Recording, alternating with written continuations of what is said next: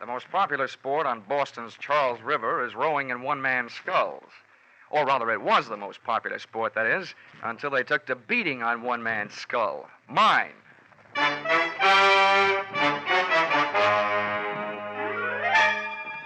This is another in the adventures of America's fabulous freelance insurance investigator, Johnny Dollar. At insurance investigation, Johnny Dollar is only an expert. At making out his expense account, he's an absolute genius.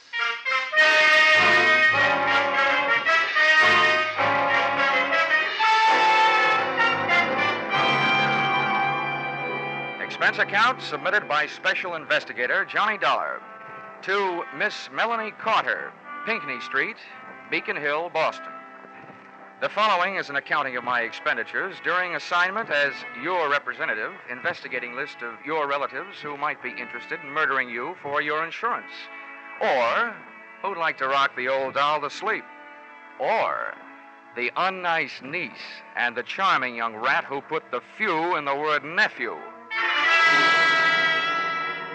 Expense account item 1, $5.98, airfare, Hartford to Boston.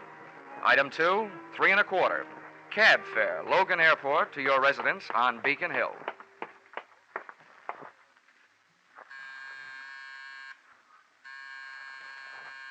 Who is it? This is Mr. Dollar, the insurance man from Hartford. Good.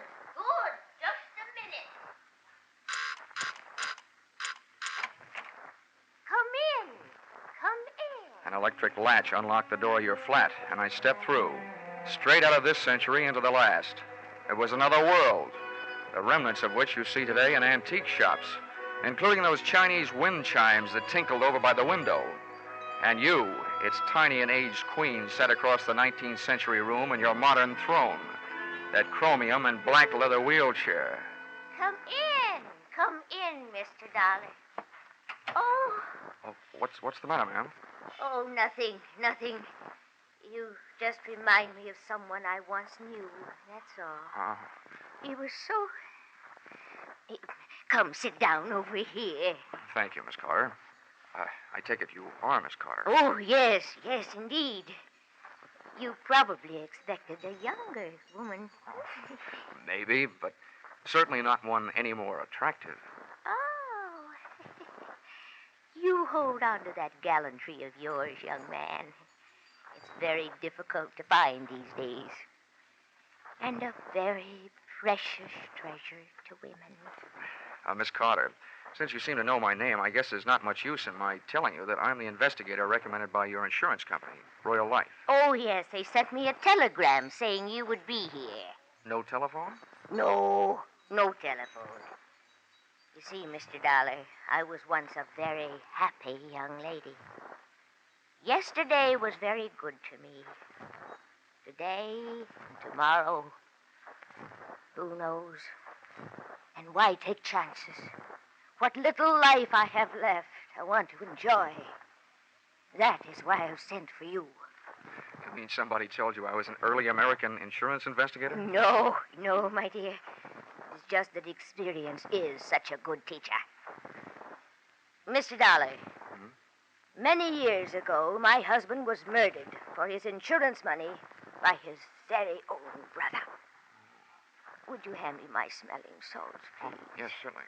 Here you are. Well, fate was very quick in passing judgment on the case, because the brother was killed by a runaway horse as he was leaving the scene of his terrible crime. I not only received my half of the insurance money, but also the half that would someday have gone to him. Oh, and now you feel that your life may be in danger for the same reason. Oh, well, whether my life is actually in danger is not the most important thing. It is my mind that is in danger. The beneficiaries to all of my insurance, and as the company may have told you, it is a lot of insurance, are my niece and my nephew, the children of that murderer. You see, I adopted them after their father's death. Oh, bad blood is bad blood, Mr. Dollar. And I want you to make sure that I am not engulfed by it. So, with the 2 names and addresses you gave me, Written in your precise copperplate handwriting, I set out to give the once-over lightly to the two people you were afraid might someday give you a once-over not so lightly. Move number 1. A quick trip up the financial pathways worn bare by credit bureaus, income tax investigators, and other types of snoops. I learned that thanks to your generosity, both your niece and your nephew had just enough to live graciously on, and thanks to your frugality, no more. Move number 2. A quick trip to Cambridge, the address of your nephew, Chalmers Carter. A stylish fire trap near Harvard Square. A maid let me in and summoned her mistress. Her entrance was announced by the jangling of a stack of bracelets and bangles running up her arm. So sorry to keep you waiting, darling. What was it you wanted? How do you do? Mrs. Carter? Oh, yes. Yes, I'm Crystal Carter. Of course. Oh, I say, that's a beautiful suit you're wearing. It's not Boston, I can tell. No, New York. $185. Right off the racks. Mrs. Carter, the maid tells me your husband isn't at home. Oh, I know. He isn't? Well, when do you expect him back? He always calls me before he comes. Why? I want to talk to him. That's why. Business, you know, that old stuff. Oh, business.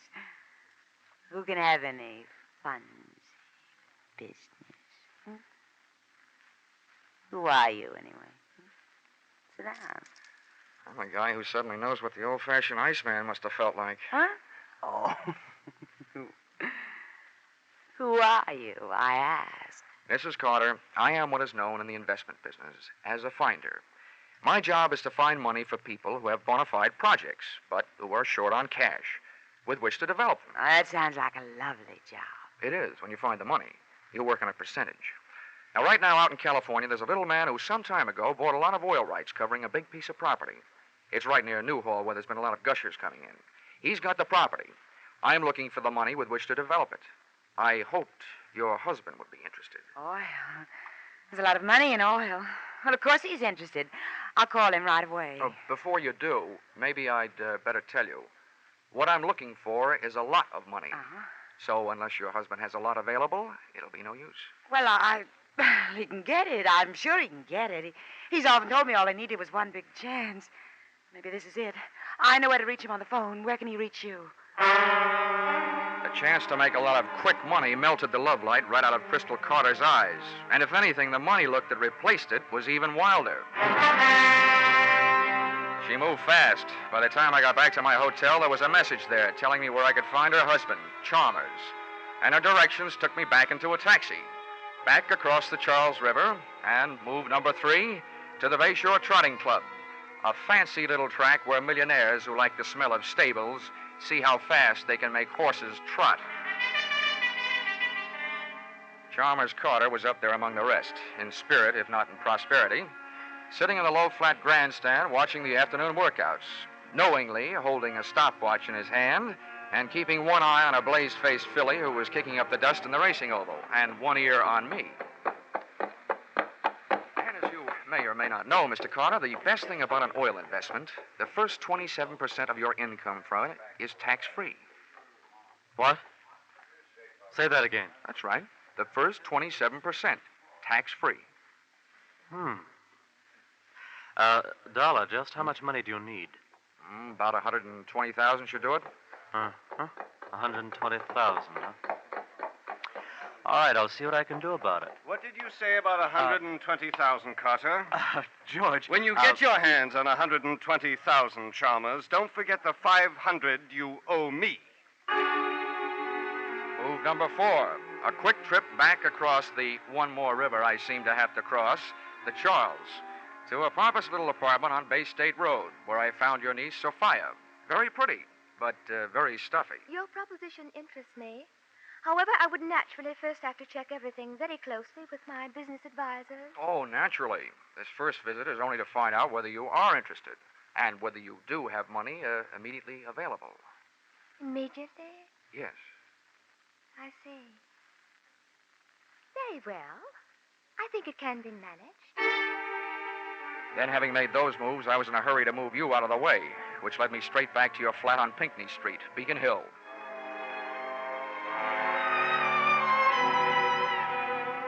And there, once again, I bumped into what I've learned to expect in my racket, the unexpected. Your apartment door was slightly open. Your wheelchair was empty. And from outside, I saw you across the room, standing there, talking into something that earlier in the day you had very deliberately told me you didn't have. A telephone. Oh, Joseph, I'm so glad I was able to reach you.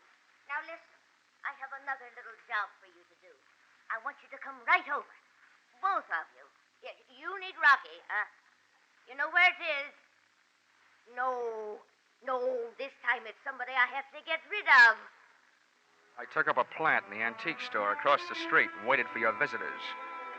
They were charming. Just the sort of folks you'd expect to see on Beacon Hill, dropping in for a spot of afternoon tea. They were the kind of guys who never wear wristwatches, handcuffs being rough on watch crystals. I gave them a short lead upstairs, then pussyfooted up behind them. Oh, one of these days my right eye is going to wind up shaped like a keyhole, with my left ear shaped like a cauliflower from pressing against door panels. It's so nice having you young fellows around to depend on. Sit down, sit down. You want some nice tea and cake? No, thanks, dear. We just had some pizza and beer. Yeah, Joe and me just had some pizza and beer. What's on your mind, Grandma? Yeah, what's on your mind, Grandma? Well, boys, you know how worried I've been Yeah. about that family of mine. Well, things are even worse now. Hey, what's up? Yeah, what's up? Well, I want you to understand that it wasn't that I didn't have complete faith in your ability to protect me. Sure. Yeah. But I finally turned to my insurance company, hoping to save a few dollars. Yeah. They sent a scoundrel named Dollar from Hartford to protect me, mind you. And do you know what he did? No, what'd he do? No, what did he do? Well, just to make sure this Dollar fellow, I called a private detective and had him followed when he left here. Yeah, good. And that detective told me that Dollar went to Sophia and my nephew Chalmers and is trying to entice them to kill me for my insurance money so they can buy some phony oil stock he's trying to sell them. Huh? That guy sounds like a big operator. Yeah, that guy sounds like a big operator. Well, whatever he is, I want that young man out of the way. Grandma, dear, you don't really mean out of the way. That's exactly what I mean. Joseph, I see something I don't like very much. What is it? Some shadows moving around under the edge of the front door. Well, what are we waiting for? Yeah. Come here, you! I wasn't a match for one of those guys, let alone two. And Rocky, Big Sir Echo, not only repeated everything Joe said, he repeated everything Joe did. Take this! Oh!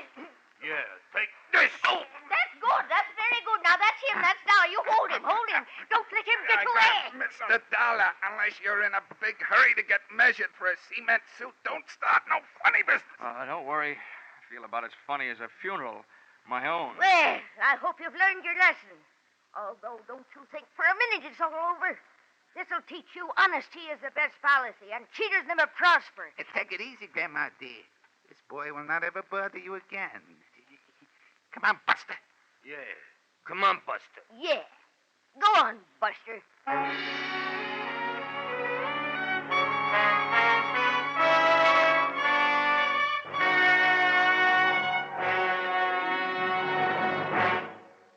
In just a moment, we will return to the second act of Johnny Dollar. But first, this fall, you hear them all on CBS, and you hear from the top mystery writers as well as top stars like Jack Benny, Bing Crosby, and the Lux Radio Theater luminaries. One such master of mystery, Raymond Chandler, and his world-famous private eye, Philip Marlowe, will be heard from later tonight on most of these same CBS stations. Be sure to hear this latest, hard-bitten, wisecracking adventure of Philip Marlowe later tonight, won't you? Tune in this fall for the shows that you love best of all. Listen carefully, here's the address. It's CBS. Now, with our star, Charles Russell, we return to the second act of Yours Truly, Johnny Dollar.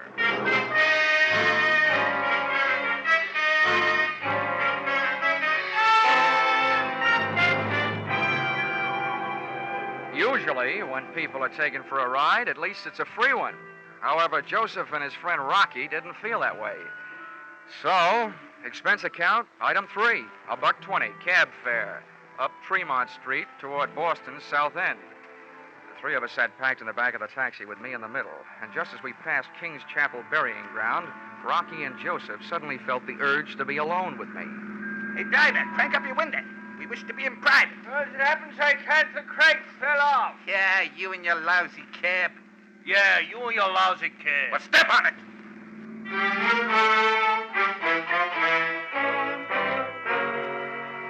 There were also things to step on in Joe's lousy hotel.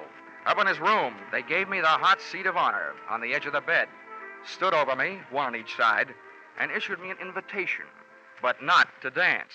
We think you are a smart guy, Donna, and we want a piece of your action. What are you talking about? Yeah, Joe, what are you talking about? That. You just keep your muscles handy. I do the thinking and the talking. Okay, so go do it. Huh? What? Do it. Yeah. Let's see. Where was we? Oh, yeah. Like I was saying, Dollar, you got a good racket, and we want a piece of your action. Okay, Joe. What do you think my action is? Listen, buddy, I've been around hustlers all my life, so you ain't fooling me. You set up the old lady to get knocked off just like she said. In the meantime, you get all the people who will collect her insurance nice and ready to sell them some no-good oil stock. Your hands are clean, except for a bush league swindle. The most you could get out of that is from 3 to 5 years, and that's the only chance you're taking. Joe, you're a genius. Well, let me ask you one thing, though. Why should I go to all that trouble? Why shouldn't I just sell my hot oil stock to the old lady in the first place and save all that extra trouble? That's where guys like you are smarter than guys like me. You got your reasons. You ain't kidding nobody. Huh? We like the way you operate. And we want in. I guess I've found myself a pair of partners. Good. Shake. Yeah, shake. No, one at a time. Joe? Rocky? Oh, I'm sorry. This is great. Yeah, Rocky and me have been taking Grandma for a few bucks now and then, protecting her from them squares she's afraid of. But I never thought it would turn into anything as big as this. Just out of curiosity, how'd you guys meet Grandma in the first place? We was doing a little social break-in and then one night, and it turned out to be her house, yeah? She got the drop on us, see. We seen her there in her wheelchair, pushed her into the bedroom, and went to work. Yeah, went to work. And the next thing we know, she's standing there pointing a old shotgun at us. What? You creep, that was no shotgun. What? What are you? It's a very historical musket. Oh. You stupid. She told me. Let's see, where was we? Anyway, that's how we met her. She made us a deal. She wouldn't call the cops if we'd done her a turn. Besides, she paid us for it. We ought to have a bottle set up, yeah? What for? Well, all we got to do is wait till the nephew or the niece knock off their ante. So why not have a drink while we're waiting? Oh, whoa, now hold everything. That's not the way to do it. How come? Yeah, how come? Now, look, if we sit here, we blow a big chance. The chance to get rid of whoever murders the old doll. We see who do it. We turn them in. They're out of the way, and the insurance money goes to the other one. Then I go to work on them. Yeah.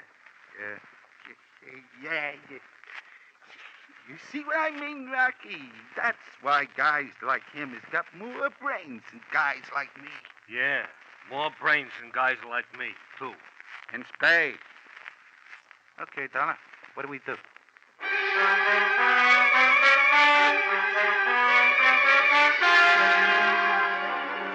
I was in a bad spot, but I'd put you, Auntie Carter, in a worse one, hoping to attract any bad apples that might be hanging on your family tree. Then all of a sudden you decided I was a worm and eliminated me as your #1 protector. Among your spoiled family fruit, there was nephew Chalmers, fishy-eyed and money-hungry, his wife Crystal, who was no killer to look at, but who could be sure of her with a gun in her hand. Then there was Sophia. She was stuffy, but strangely reminded me of a precocious young lady who strangled her mother so that she might wear her evening gown to her high school senior prom. So, when Joseph, expert in giving a fellow's eye a coat of many colors, asked me, what do we do now? I honestly didn't know. The best answer I could come up with was get back to where we could keep an eye on your address on Pinckney Street. But when we got there, Pinckney Street was blocked off by blue uniforms, and reinforcements were still arriving. Hey, what's going on? Yeah, what's going on? Well, you can be sure of one thing. This ain't the policeman's ball. Look, how well are you guys known to the Boston police? And some of their best quizmasters have failed to make us talk. Yeah, they failed to make us talk. Okay, you better let me go ahead. Not too far ahead. Don't worry. Hey, look, Joseph, the cops are coming down out of her house. Oh. What do you mean now? Looks like the job is all done. Yeah, I'd better get up the hill and find out for sure. Don't forget, partner, we're watching. Don't worry. Keep moving, folks, with it. Just keep moving, mister. Hey, officer. What? Officer. Yeah? I'm Dollar of the Boston Globe. Ah. What's going on? Am I going to make the front page? Yeah, you might. Well, what's it all about? Some dame, a friend of the commissioner's, called for protection. Oh, I thought it was a murder. It is. By the time we get here, the dame up there is colder than Sunday morning beans. How do you like that? Hey, Dollar, when you're writing this story, my name is Fred Mosher. Huh? Oh, yeah, Fred Mosher. Yeah, I used to play basketball for the Boys Club of Boston. When you're writing this story, put my name in, will you?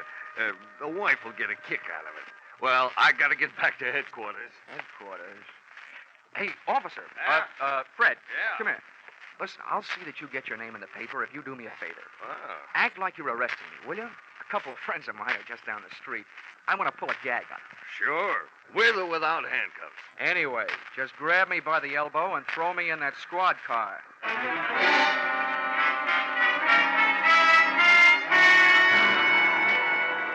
I could tell by the eyes of Joseph and Rocky that I had just successfully dissolved a partnership. At the corner of Arlington and Boylston, I swapped the patrol car for a cab. And, what do you know? I headed back across the Charles River to Cambridge.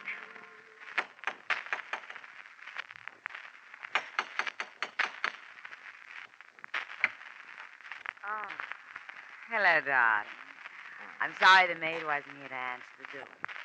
I'm all alone. Isn't that good? Come on in.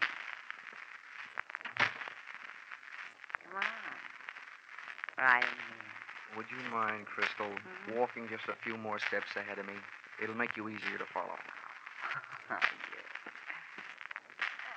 Here we are. Make yourself at home. Where's your husband? Oh, stop worrying about my husband. He had to go out for a while on business. I told you before, he always calls before he comes home. In case I wanted to bring something. How long has he been gone? I wish you'd stop worrying about Shaw. Why don't you stop paying some attention to little Crystal? Hey, wait a minute now. Stop. Get a grip on yourself. Wait, watch it. No. Crystal, what are you up to? Oh! Stop it! Stop it, I say! Oh, it's you, Dollar. A finder, huh? Just what are you trying to find? Now, wait a minute, Carter. Oh, Chalmers, thank heavens you got here. He forced his way in. He's from New York. I am not. I'm from Hartford. It's only my suit that's from New York. Why, you despicable cad. I've a good notion to thrash you to within an inch of your life. I was certainly in no position to ask any questions around there, so I hit him a shot in the whiskers and left. And where do you think I went? Back across the Charles River to Bay State Road and Niece Sophia's pompous little apartment.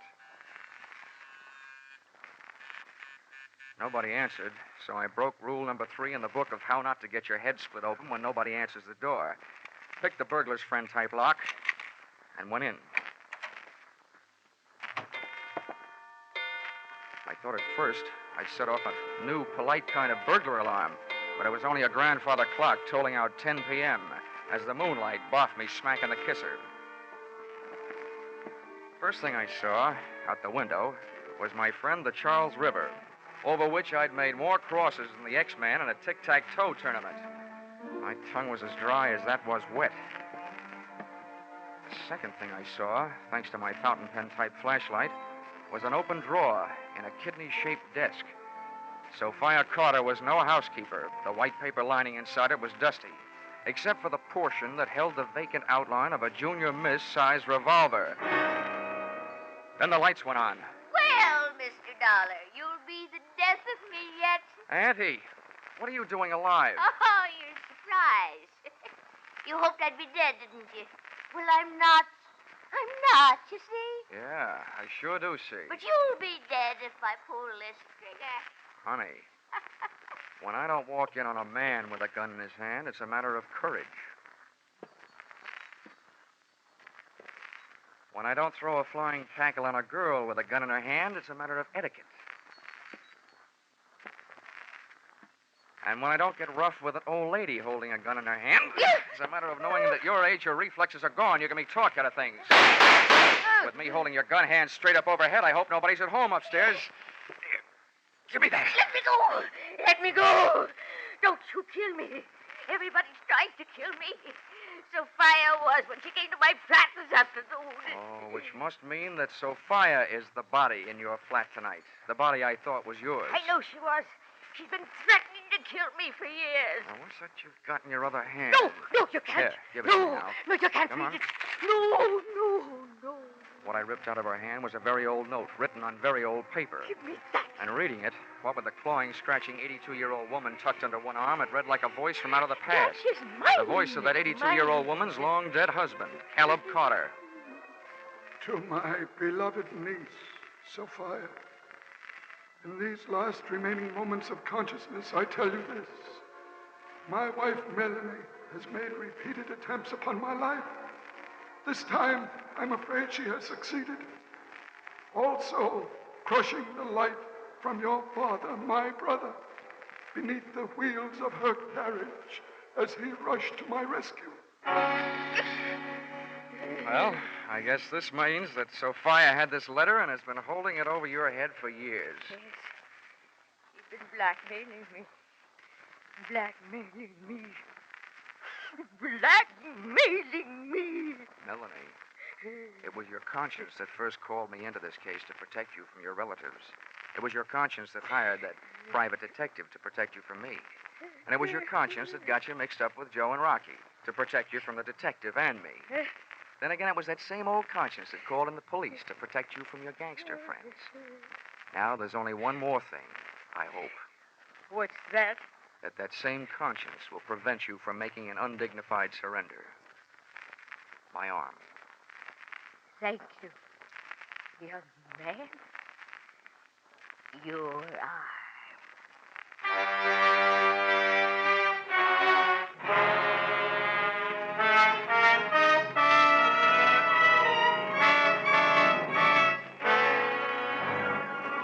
Expense account, item 4, $15, pipe and slippers.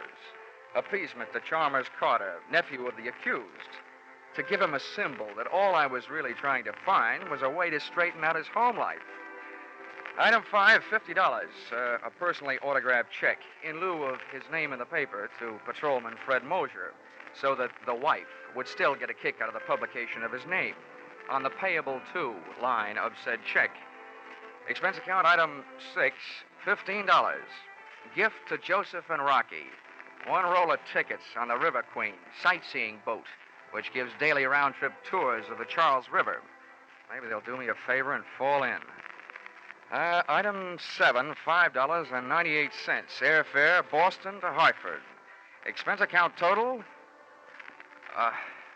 What's the use? Where you are now, Aunt Melanie Carter, you're never going to be in a position to pay. I won't even bother to sign it. Yours, truly, Johnny Dollar.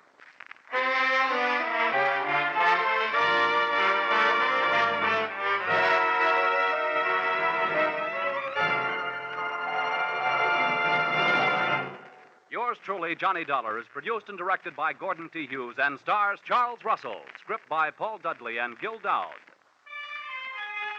Be sure to be with us at this same time next week when another unusual expense account is handed in by... Yours truly, Johnny Dollar. This is CBS, the Columbia Broadcasting System.